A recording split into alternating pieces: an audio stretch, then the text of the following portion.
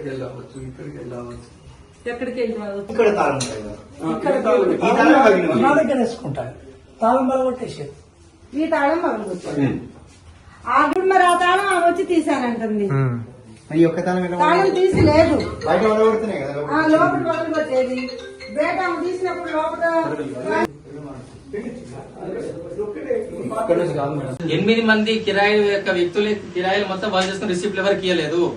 దీనికి కారణము zone restaurant ఇక్కడ చేయకపోవడం, డ్యూటీ చేయకపోవడం. నలుగురు ఇప్పుడు వచ్చిన వాళ్ళు 8 మందిలో నలుగురు వాళ్ళే వేరే పేరు ముందే ఇప్పుడు వచ్చింది టైలర్, సైజ్ టైలర్ అయినా సుప్రీం టైలర్ అయినా వాళ్ళు మరి మాకు రసీదులు ఇచ్చారు. అంతేనా? మరి ఆయనే చెప్తుండే కదా, నేను అనేది ఆయన మాట్లాడికి నేను మాట్లాడుతున్నాను. మున్సిపల్ ట్యాక్స్ ఎట్లా అన్నప్పుడు మున్సిపల్ ట్యాక్స్ రసీదు ఉంటది కదా. మున్సిపల్ ట్యాక్స్ ఉన్నాయి, బిల్లులు ఉన్నాయి కదా. ఇప్పుడు ప్రతి నెల కట్టాలా? ECB లో అదే రాశారు. కడతాడా? అన్ని కూడా డబ్బులు ఎన్ని లక్షలు సార్ 8,000. అదే ఓకే, 10 నెలలుగా ఒకసారి కట్టినావు, 50,000 లక్ష రూపాయలు కట్టు. నువ్వు రిసిప్ట్ ఎందుకు ఎలా అడుగుతున్నావు? మేము నువ్వు ట్యాక్స్ కట్టినావా, ఏం చేసి అడుగుతలేము, డబ్బులు ఏం చేసి అడుగుతలేము. ఈ రసీదు ప్రకారం ఆయనకైతే రసీదు ఇవ్వాలి కదా, క్యాండిడేట్ కి అయితే.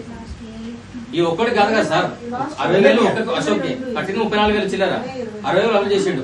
ప్రశాంత్ కుమార్ వేరే, ఇంకా విష్ణు శర్మ 4,000 రిసిప్ట్ ఇయ్యలేదు. విష్ణు శర్మజీ మీరు 4,000 మాకు ఇప్పుడు గతం ఈ వచ్చింది. కంప్లైంట్ మరి చేస్తే దాని మీద నేను మీరు మేడం ఈవో గారు బద్దులు అంటారు. నేనేమంటున్నా సార్, జోనల్ అసిస్టెంట్ గారికి మొత్తం లెక్కలు జోనల్ రాస్తారు. ఈవో గారు వచ్చి ఆర్డర్స్ మాత్రం చేయగలుగుతారు, లెక్కలు రాని జోనల్ అసిస్టెంట్ గారు ఖచ్చితంగా ఉండాల్సిన వ్యక్తి లేరు. ఎక్కడ అవసరం లేదు. 12 మంది సార్ అటెండర్ పని చేస్తున్నాడు అక్కడ, 12 మంది సార్. ఇదే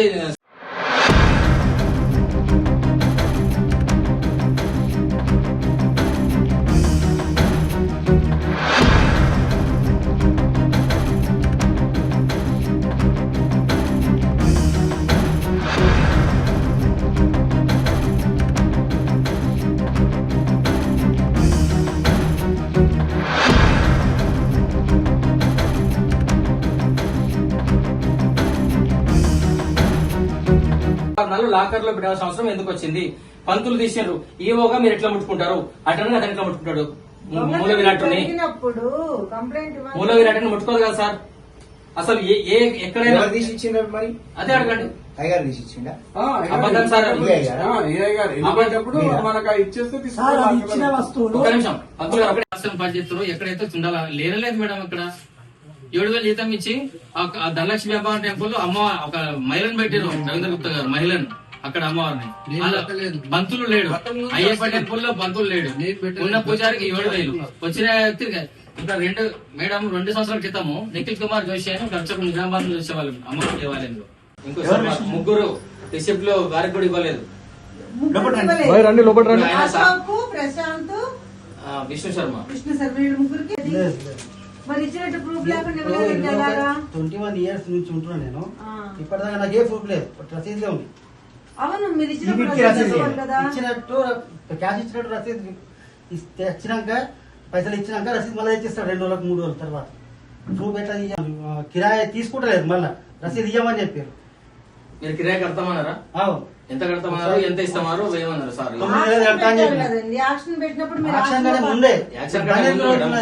యాక్షన్ మార్చ్ అయిందచ్చు. దానికంటే నేను జూన్ 7 నర్సరీ చేసిండు 24 2 రోజులు ఖాళీ ఉంటుంది కదా. మరి దానికి రెంట్ లాస్ కాలేదా గుడికి? నేను కంటిన్యూ ఉంటే అయిపోతుంది. 2 years నుంచి రెంట్ 2 years పే చేయలేదు. 18 నెలలు దాని 4 నెలలు రసీదు రాలేదు. 12 సంవత్సరం దుకాణం బంద్ ఉండే అని చెప్తున్నాను కదా సార్. 1 year రెంట్ 1 year తర్వాత మళ్ళీ 23 మేలో ఇంకొక నెలది కట్టారు, ఫిబ్రవరిది. అంటే సంవత్సరం 3 నెలలకు కట్టారు, పీరియడ్ అయిపోయిన తర్వాత. దాంట్లో కూడా మీకు ఇంకా 2 నెలలు రావాలి, 4 నెలలు రావాలి రసీదు. మీకు మొత్తం ఏ నెలలు రావాలో చెప్పండి, రసీదు నేను చూస్తున్నాను. అందే 22 రసీదు అన్ని కరెక్ట్ ఉన్నాయి. ఇంతకుముందు వచ్చినా నేను సార్ వచ్చిన చూపెట్టారు. కానీ దాంట్లో ఏమున్నదంటే రసీదు 18 నెలలు డ్యూ కదా నీది, 18 నెలలు డ్యూ ఉంది. దాని 4 నెలలు ఇస్తే రావాలి కదా.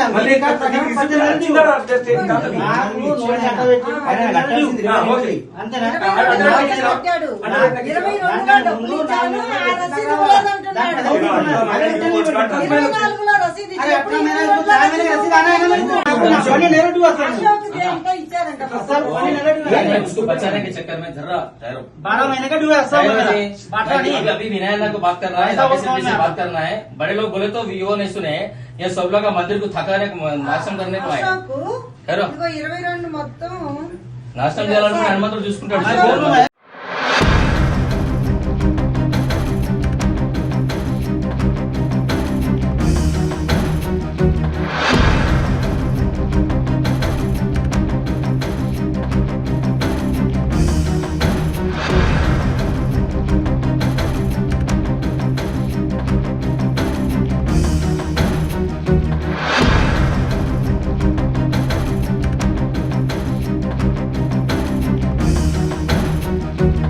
మరి పాత చూపిస్తే కొత్త ఏవి ఇవి ఏ వారు బిల్లు ఉంది కదా ఇవి చూపెట్టమని చెప్పండి.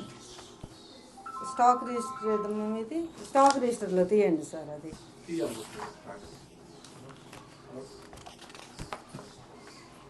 అవి ఉన్నాయి ఇవి ఉన్నాయి ఏంటి ఉన్నాయి అదే అదే ఇదిగోండి ఇది తర్వాతనే రాసున్నాయి ఈ వస్తువులు తర్వాతనే రాసున్నాయి ఇది ఇక్కడికి అప్రైజ్ అయిపోయింది పాతది ఇది ఈ డేట్కి మేము అప్రైజ్ చేసాము ఈ తర్వాత వచ్చిన వాటిల్లో రాశారు ఈ వస్తువులు ఎప్పుడు రాశారు మేడం? ఇదిగోండి లాస్ట్లో ఉంది. 125 గ్రాములు. ఇది ఇక్కడ ఈ బిల్లులు కరెక్ట్ ఉందా మేడం? ఇది ఏంది ఇది చూశారా? చూసాము చూడండి మీరు చదవండి ఇది చదవండి ఇది చదవండి రెండో ఇక తాళం అంత పర్టికులర్ గా చూడలేదు కానీ తాళం పలగొట్టింది అన్నది అయితే తెలుసు. అంటే ముంగలది ముంగడిదే తాళం పలగొట్టింది, తాళం తీసింది ఉన్నదని తెలుసు.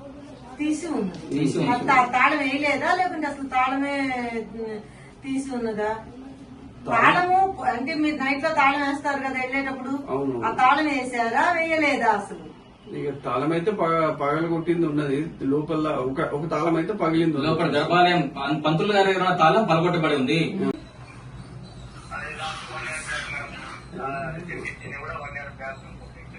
వన్ ఇయర్ బ్యాక్ ఇప్పుడు మొత్తం ఎవరు ప్రశాంత్ ఉంటాడు. ఆ.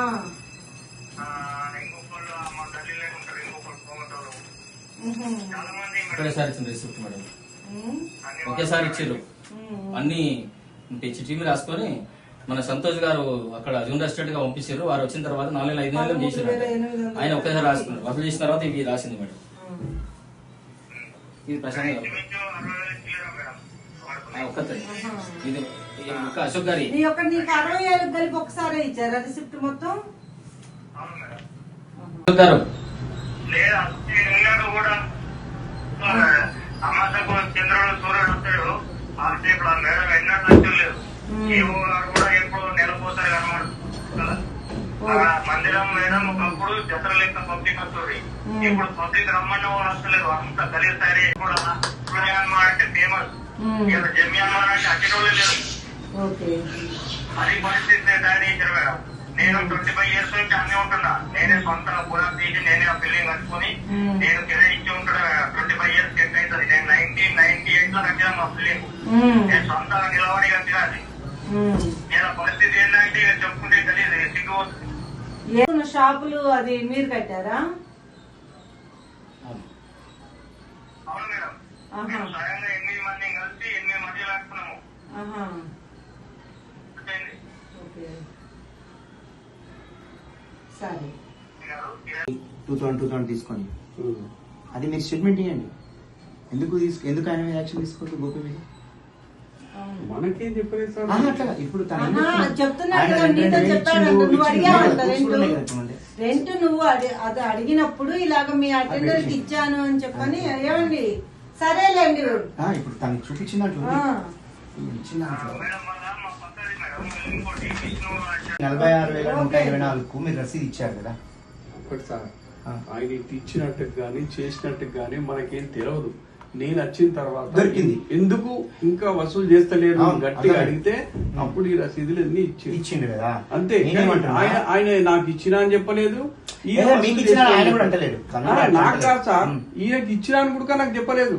ఎందుకు ఇస్తలేరు కిరాయి? ఇప్పుడు ఇదే కాదు, అతను చెప్పాను అతనికి ఇచ్చానని, ఇచ్చే- అప్పుడే నాకు ఆయన అతనితో చెప్పలేదు మాట్లాడి సార్. నాకు ఇచ్చాడు అని నేను చెప్తున్నాడు. ఆయన దగ్గరికి వెళ్ళిన, ప్రతి దగ్గరికి వెళ్ళి ఇప్పుడు ఈ అశోక్ అని ఉన్నాడు కదా, ఏది అశోక్ కాదు ఇంకొక అతను.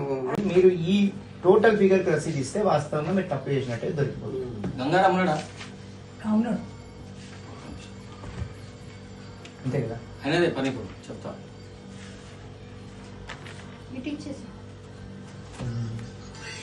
ఇట్లే ఉంటుంది, తప్పు కదా. ఇప్పుడు ఆమె రాకపోవడమే కదా ఈయన చేయడం. అదే చెప్తున్నా సార్, ఏవో గారు రారు, మేడం గారు పట్టించుకోరు. ఆయన ఏమంటాడు, నేను ఫోన్ చేసిన సార్, గోపి ఫోన్ చేసిన, సార్ నమస్తే నా పేరు దేవరాజ్ అంటే చెప్పండి. గోపి గారా సార్? గోపి సార్ అంటే అవును చెప్పండి. లేదు సార్ నేను జంపి అనుమానికి వచ్చినాము, మేము కొంచెం డబ్బులు రాస్తాం అనుకున్నాం సార్, మంచిగా ఉంది అంటే చెప్పండి. మీరు రెంట్లకి ఇస్తున్న రిసిప్ట్ లేదు, ఇతరాలా? అడగండి మేడం, ముందే ఉన్నాడు ఇచ్చిన రిసిప్ట్ ఎందుకు అడగండి. మనం ఫస్ట్ ఫస్ట్ ఇది చూసి మాట్లాడదాం.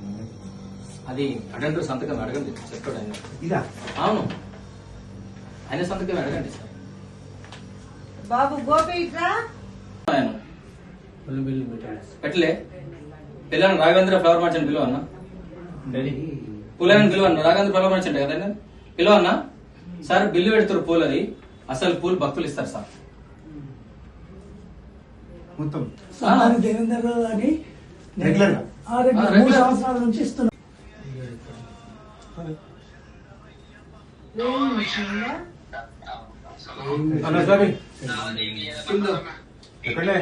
కింద వేగం తీసుకుందా? ఇప్పుడు మీరు మన ఈ లెక్కలు మేము వాళ్ళ కిందకే చెప్పినాం. ఏ బొక్కలు బుక్కలు చూపెట్టినాక మూసుకొని మాట్లాడుతుంటే కాదు, మీకు తెలియదు. మేము అలా లెక్కలు ఎక్కడ ప్రాబ్లం అయితే చెప్పిన తర్వాత అన్ని మేనేజ్ అయినాయి. ఏం జరిగింది మాకు తెలుసు. నాకు 6 నెలల సమయం ఎందుకు తీసుకున్నాం కూడా మాకు తెలుసు. నేను కంప్లైంట్ చేయలేదు కాదు, అన్ని మార్చేసి చిన్న చింపేసి గంగారాం గారు అని చింపి పడేసి ఒకసారి గంగారాం గారిని రమ్మని చెప్పండి. మంత్రులు గారు దీంట్లో ఇది రిసిప్ట్ చూపెట్టండి. వీళ్ళు రిసిప్ట్ బుక్ లేదంటున్నారు. మేడం 22 మున్సిపల్ ట్యాక్స్ కట్టినము అలా పతనాలు పోతారంట. కాదు ఇవేంటిది? ఏం బుజ్జకీర్తులు? ఎవరైతే మటుకు పాతవి. గారికి ఫోన్ చేశారు, యువ గారు మేడం గారు వచ్చారు, గోపిగిని పిలిచి మాట్లాడారు. మాట్లాడిన తర్వాత నువ్వు బయట విషయం చెప్పాలి, దొంగతనం విషయం చెప్పద్దని చెప్పారు. నేనేమంటున్నా మేడం, దేవాలయంలో దొంగతనం చెప్పడం జరిగినప్పుడు అది వస్తువు పోయినా పోకపోయినా భయం కోసమైనా యువ గారి బాధ్యత పోలీస్ స్టేషన్ లో కంప్లైంట్ ఇవ్వాలి.